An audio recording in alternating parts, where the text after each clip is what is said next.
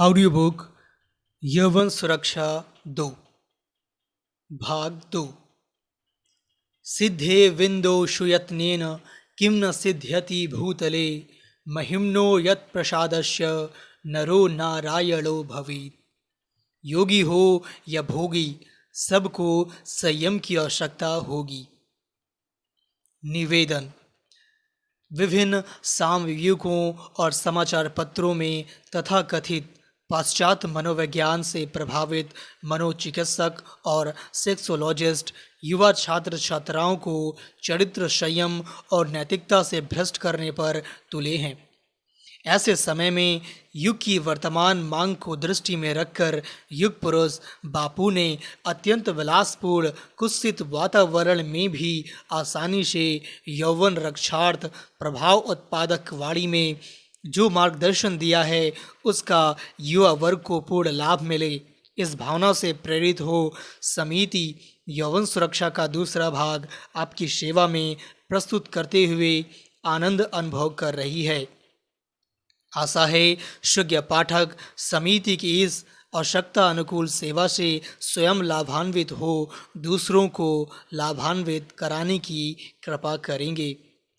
श्री योग वेदांत सेवा समिति, अहमदाबाद आश्रम।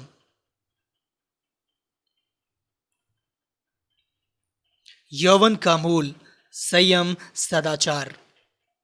महर्षि सनत्सुजात ने महाराज धृतराष्ट्र के समक्ष ब्रह्मचर्य के महात्म का वर्णन करते हुए कहा है, नैतद ब्रह्म त्वरमाणेन लभ्यम यन्माम प्रच्छन्न अतिहृष्य तीयम बुद्धो विलीने मनसि प्रचिंत्या विद्या ही सा ब्रह्मचर्येण लभ्या।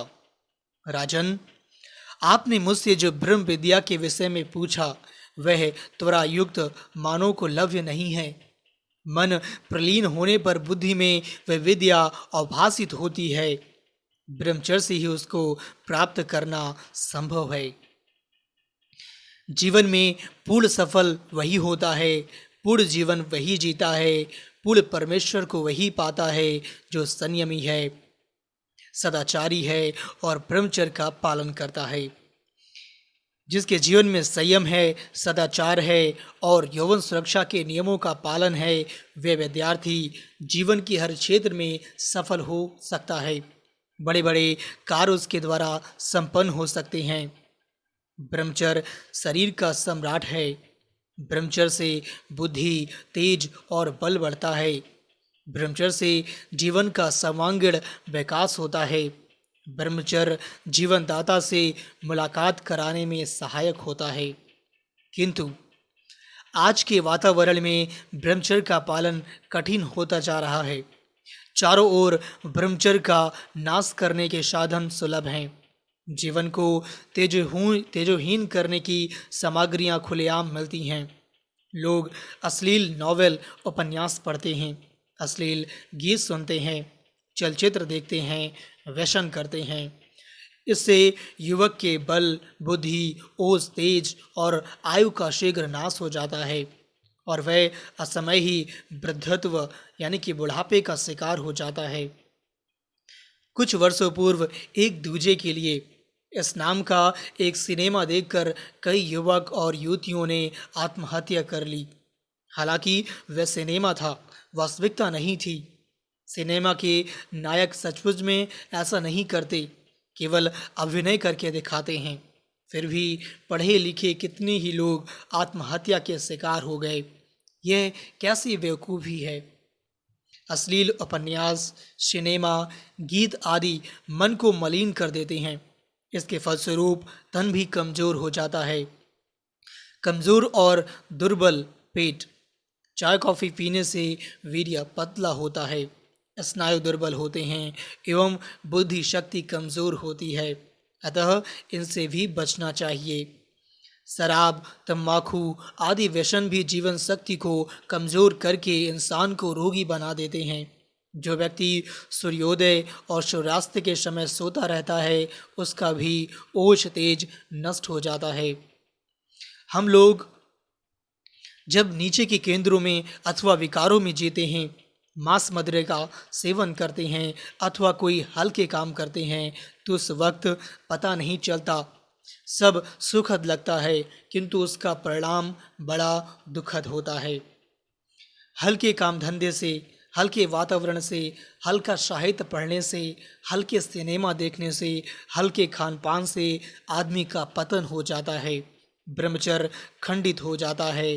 तो अच्छे कार्यों से, अच्छा साहित्य पढ़ने से, अच्छे विचार से, अच्छे एवं सात्विक खान पान से आदमी का उत्थान भी तो हो सकता है।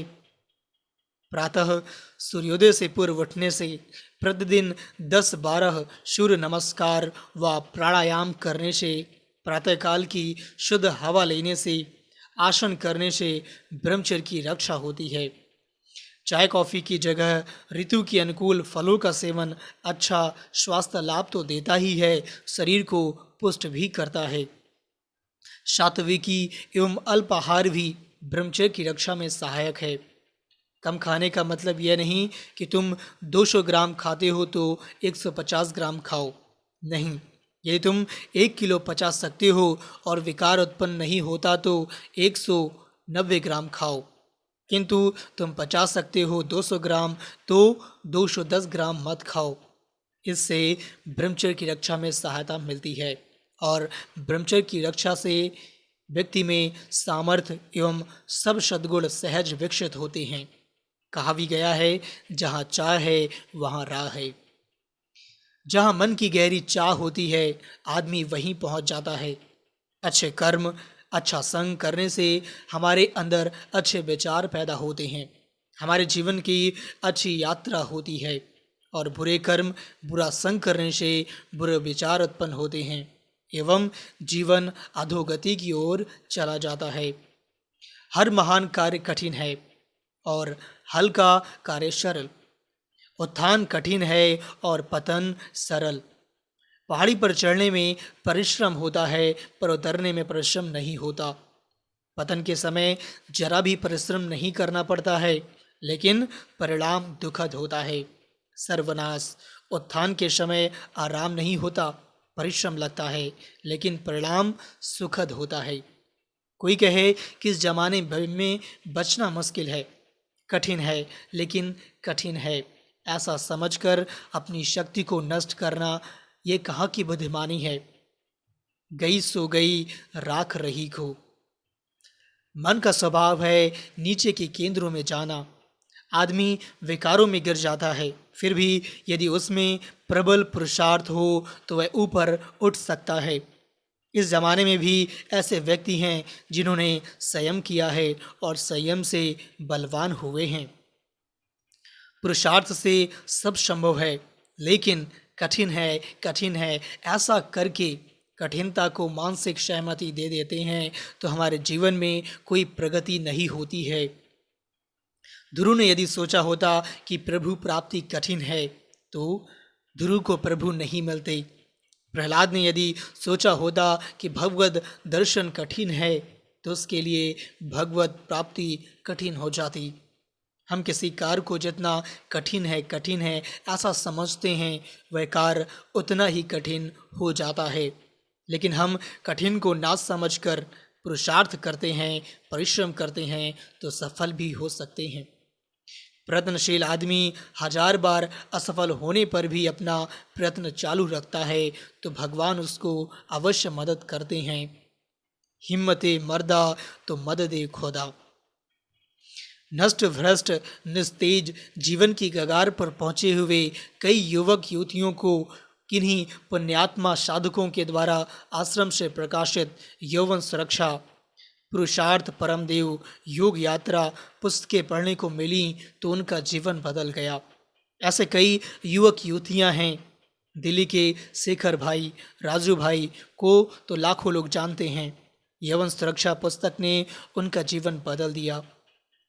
युवा धन को बनाने के लिए, देश के भावी नागरिकों को तेजस्वी बनाने के लिए आश्रम से जुड़े हुए सभी पुण्यात्मा अपने अपने इलाकों में व्यक्तिगत रूप से युवक युवतियों को यौवन सुरक्षा पुस्तक 5 बार पढ़ने के लिए प्रोत्साहित करें या इस ऑडियो बुक को 5 बार सुनने के लिए प्रोत्साहित करें। ये छोटा सा दिखने वाला काम अपने आप में एक बहुत बड़ा पुण्य कार्य है।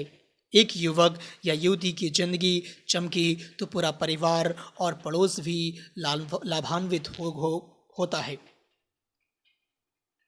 हे विद्यार्थी, ईश्वर की असीम शक्ति तेरे साथ जुड़ी है। तू कभी अपने को अकेला मत समझना। तेरे दिल में दिलबर और गुरु का ज्ञान दोनों साथ है। परमात्मा तत्व और गुरु तत्व की चेतना, इन दोनों का सहयोग लेते हुए विकारों एवं नकारात्मक चिंतन को कुचलते हुए स्नेह और साहस से आगे बढ़ते जाना। जो महान बनने वाले पवित्र विद्यार्थी हैं, वे कभी नकारात्मक फरियादात्मक चिंतन नहीं करते। जो महान बनना चाहते हैं, वे कभी दुष्चरित्रवान व्यक्तियों का अनुकरण नहीं करते। जो महान बनना चाहते हैं, वे कभी हल्के कार्यों में लिप्त नहीं होते। ऐसे मुट्ठी भर दृढ़ संकल्प वाले व्यक्तियों का ही तो इतिहास गुणगान करता है। हे विद्यार्थी, तू दृढ़ संकल्प कर कि एक सप्ताह के लिए व्यर्थ का इधर उधर समय नहीं गवाऊंगा। अगर युवक है तो संकल्प करे कि किसी भी युवती की तरफ विकारी भाव से निगाह नहीं उठाऊंगा। अगर युवती है तो संकल्प करे कि किसी भी युवक की तरफ विकारी भाव से निगाह नहीं उठाऊंगी। अगर देखना ही पड़े या बात करनी ही पड़े तो संयम को, पवित्रता को, गुरु को या भगवान को सर्वत्र उपस्थित समझकर फिर बात करो। हे विद्यार्थी, तेरे जीवन के इस ओज को तू अभी से सुरक्षित कर दे। हे वत्स, जैसे बीज में वृक्ष छुपा, अरु चकमक में आग, तेरा प्रभु तुझ में है, झांक सके तो झांक। जो विद्यार्थी प्रतिदिन भगवान का ध्यान करता है, उसकी बुद्धि जरूर तेजस्वी होती है। जो विद्यार्थी प्रतिदिन मौन रहने का अभ्यास करता है, उसका मनोबल बढ़ता है। जो विद्यार्थी आहार विहार का ध्यान रखता है, उसका तन तंदुरुस्त रहता है। जो विद्यार्थी माता पिता और गुरुजनों की प्रसन्नता के लिए कार्य करता है, वह विद्यार्थी आगे चलकर एक श्रेष्ठ मनुष्य, एक श्रेष्ठ नागरिक और एक श्रेष्ठ साधक होकर अपने साध को भी पा लेता है। आयुर्वेद के निष्णात वैद्य शिरोमणि धन्वंतरी महाराज के शिष्यों ने उनसे पूछा, हे गुरुदेव, आपकी शिक्षा, आपके उपदेश एवं आपके दिव्य गुणों को हम अपने जीवन में आसानी से कैसे उतारें? इसका कोई सरल, सचोट एवं सुगम उपाय बताने की कृपा करें। धन्वंतरी जी ने कहा, हे मेरे प्यारे शिष्यों, सारी विद्याओं, सारी योग्यताओं एवं सारे सद्गुणों को प्रगटाने वाला, सींचने वाला और बढ़ाने वाला गुण है ब्रह्मचर्य। तुम ब्रह्मचर्य व्रत की महिमा जितनी समझोगे, तुम जितना सदाचारी और दिखावा रहित सेवा भावी जीवन बिताने का दृढ़ संकल्प करोगे, उतनी ही तुम्हारी आत्मशक्ति विकसित होगी। ब्रह्मचर्य व्रत वह रत्न है, वह अमृत की खान है जो जीवात्मा को परमात्मा से मिला देती है। यदि तुम यौवन सुरक्षा के नियमों को समझकर उसका पालन करोगे तो तुम आयुर्वेद में तो सफल होगे ही, आत्मा परमात्मा को पाने में भी सफल हो जाओगे। हे मेरे प्यारे विद्यार्थियों, तुम भी हल्के विद्यार्थियों का अनुकरण मत करना, वरन तुम तो संयमी, सदाचारी महापुरुषों के जीवन का अनुकरण करना। उनके जीवन में कितनी विघ्न बाधाएं आईं, फिर भी वे लगे रहे। मीरा के जीवन में कितनी विघ्न बाधाएं आईं, फिर भी मीरा लगी रहीं। ध्रुव प्रहलाद के जीवन कितना प्रलोभनों और बाधाएं से भरी रहीं, फिर भी वे लगे रहें। तुम भी उन्हीं का अनुकरण करना। हजार हजार विघ्न बाधाएं आ जाएं, फिर भी जो संयम का, सदाचार का, सेवा का, ध्यान का, भगवान की भक्ति का रास्ता नहीं छोड़ता, वे जीते जी मुक्त आत्मा, महान आत्मा, परमात्मा के ज्ञान से संपन्न शुद्धात्मा जरूर हो जाता है और अपने कुल खानदान का भी कल्याण कर लेता है। तुम ऐसे कुल दीपक बनना। हरि ओम, हरि ओम। बल, हिम्मत, दृढ़ संकल्प शक्ति का विकास, पवित्र आत्मशक्ति का विकास। हरि ओम। बाहर का जीवन भले सीधा साधा हो, लेकिन जिसने यौवन काल में अपने यौवन की सुरक्षा की है, वह चाहे जो भी संकल्प करे और उसमें लगा रहे तो देर सवेर वह समता के सिंहासन पर पहुंच जाता है और अपने परमात्मा प्राप्ति रूप लक्ष्य को प्राप्त कर ही लेता है। वह चाहे तो अविनाशी पद को पाकर मुक्त भी हो सकता है। फिर तो जिस पर उसकी नज़र पड़ेगी वह भी धर्मात्मा होकर अपने कुल का उद्धार कर सकता है। इतना वह महान हो सकता है। नेपोलियन, सीजर और सिकंदर से भी तुम 1000 गुना आगे जा सकते हो। ऐसा आत्मा परमात्मा का बल तुम में छिपा हुआ है वत्स। धन्वंतरी महाराज ने अपने शिष्यों से कहा, हे वत्सों, तुमको जीवन के किसी भी क्षेत्र में सफल होना हो तो उसके 2 सूत्र हैं। पहला यौवन सुरक्षा और दूसरा सदाचार। ये 2 ऐसे हथियार हैं जो हर क्षेत्र में विजय दिलवा देंगे। अगर इन दोनों चीज़ों से गिरे तो फिर चाहे तुम्हारे पास कितनी भी संपत्ति हो, कितने भी प्रमाण पत्र हों, फिर भी एक मजदूर की भांति जीवन की गाड़ी घसीटते घसीटते मर जाओगे। अतः आज तक जो हो गया सो हो गया, जो बीत गया सो बीत गया। आज के बाद दृढ़ संकल्प करो कि वह यौवन सुरक्षा और पुरुषार्थ परमदेव पुस्तक के 2 पृष्ठ रोज पढ़ेंगे। फिर देखो तुम्हारा जीवन कितना महान हो जाता है।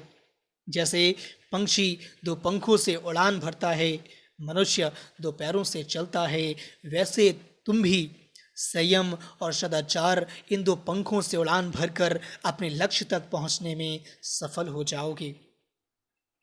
स्वप्न में भी यदि बुरे विचार आ जाएं तो हरिओम हरिओम हरिओम की गदा मारकर उन्हें भगा देना। मैं भगवान का हूँ, भगवान मेरे हैं, मेरे साथ भगवान का साथ है, मेरे साथ परमेश्वर हैं, मेरे साथ गुरुदेव की कृपा है। ऐसा विचार करोगे तो बड़ी मदद मिलेगी। गुरु का सानिध्य एवं मार्गदर्शन पाकर विषय विकारों से, विघ्न बाधाओं से छुटकारा पा सकते हो।